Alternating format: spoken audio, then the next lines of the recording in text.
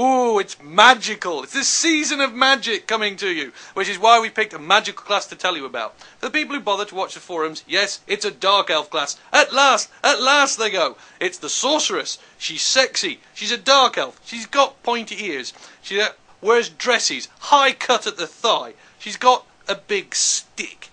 She wanders around elegantly, twiddling her fingers with very nasty nails on, casting awesome magic. This is death magic. From the background, the sorceresses are these marvellous school of magic that Malekith, leader of the Dark Elves, uses to marshal all the forces of energy and attack and danger and death magic and awesomeness. They have great big schools and they wander around and cause an awful lot of trouble. In fact, when we sent off for the artwork to be done, we told them all this and we wrote it all down, and our artist produced kick-ass material. It was absolutely beautiful. We should have some samples somewhere appearing around me if we got approval. They were so great, we just missed one detail. I hadn't bothered to say, actually, they're very, very girly. And so when they came back, we had some boy sorcerers. And I tell you what, they absolutely rocked. They looked fantastic. So we looked at them and went, gosh, that's great. That's super great. That's beyond fabulous. And then we thought, are we allowed them? So we went back, looked in the history, and we are! That's the beauty of doing a game like this.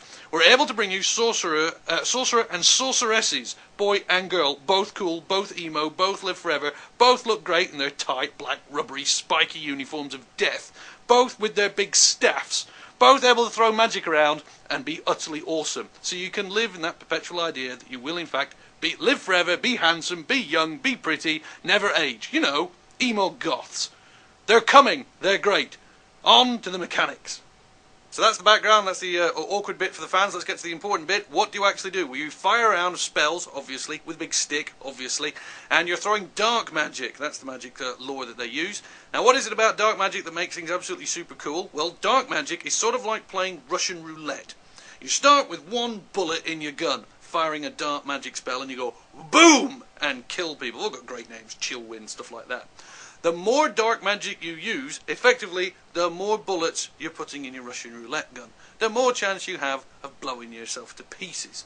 And the more dark magic you use, the more powerful you get at it, the more damage you do, the more horror you create. However, the longer you use it, the bigger the chance that dark magic will rip into the reality and blow you to pieces and do immense amount of damage and hurt you.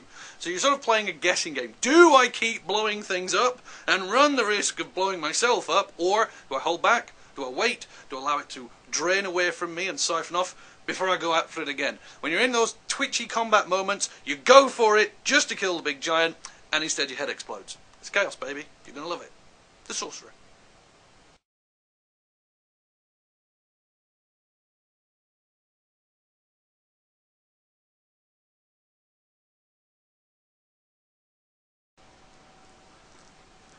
Are we allowed any of those cheap gags? Like a sorcerer's staff's got a knob at the end of it.